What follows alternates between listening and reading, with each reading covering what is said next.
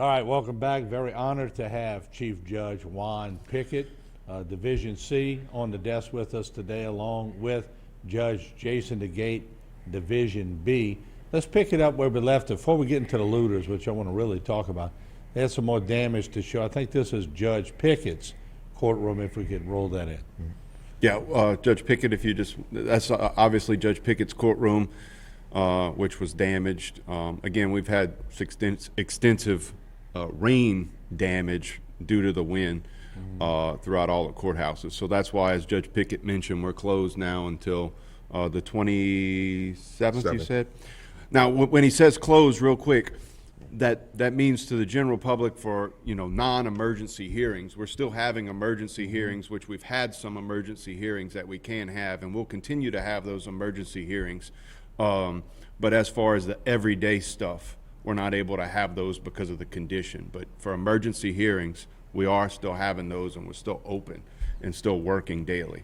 I want to bring this up now, and I know there's some areas that y'all can't comment on, but I'm going to ask anyway. But I've been on the desk since '85, and one thing that chaps me to no end is when the looters start right after the storm. And in this storm, they started early because it was pretty devastating. So we had stuff all over the parish. But when the sheriff came on here, and I think he first told me, I think maybe Judge DeGate was on, I think you're on this week, Judge Pickett, when y'all was slapping $1 million bonds, and I think y'all were magistrating them at the motor pool, I'm not sure, correct me if I'm wrong. Yes. It stopped a lot of that. So the message spread quickly, and just explain the reasoning behind that, because it worked.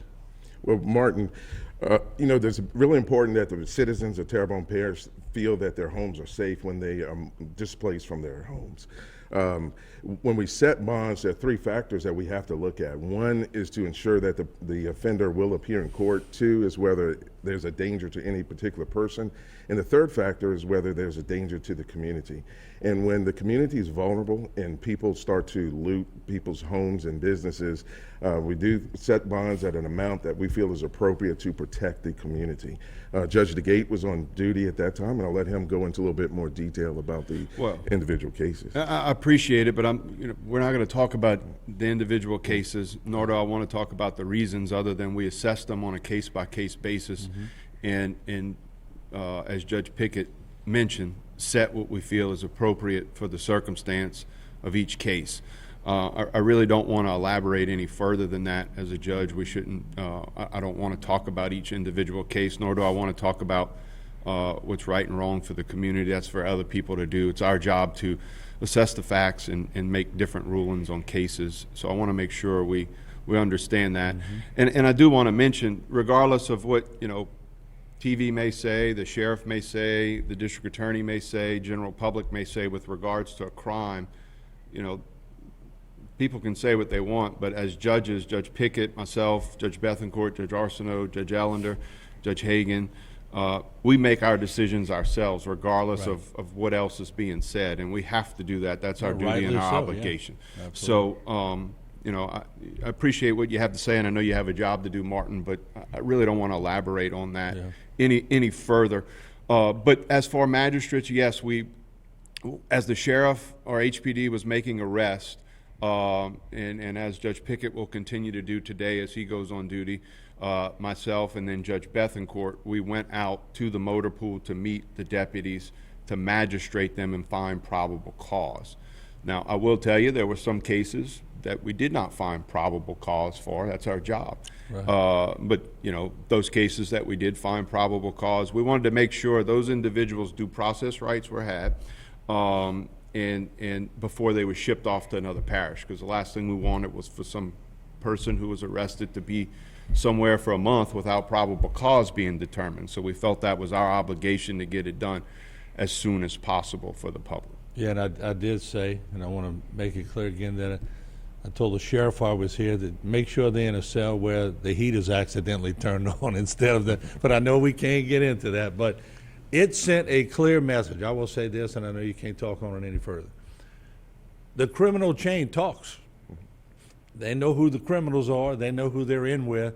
That word spread quickly, and from what the sheriff told me, it knocked down that pretty good. And So- just to make it clear, Martin, those bonds were not preset amounts. Okay. It was based on the individual facts of each case. Okay. And that's how we handle every bond and every magistrate. Very good. What about a minute 40 left? What would you like to leave the public with as far as the court system in Terrebonne Parish? Well, first of all, if we can receive one silver lining from COVID is that we were operating court virtually. So in the next several weeks, we're going to start up operating court virtually again.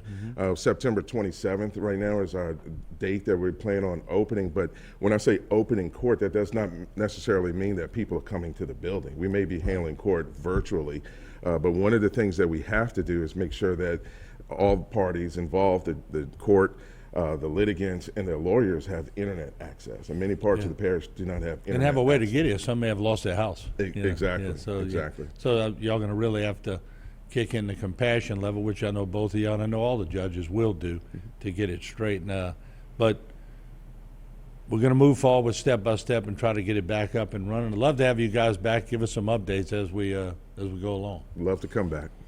As we close out, I just want to thank, I know Judge Pickett would like to thank his staff as well. I'd like to thank my staff, who's some of which are displaced but are still in communication so we can have these emergency hearings via Zoom and in person. So I want to thank them as well as everybody in public government that's working to help the people. I had the privilege to ride down the Bayou and distribute some things along with Judge Pickett and Justice Weimer, and the devastating damage is it's heartbreaking. So All right. thank you for allowing us to be here. Anytime. Judge Pickett, Judge DeGay, thank you. Thank all the judges for what they do across our area. We'll be back with a lot more. Don't go away.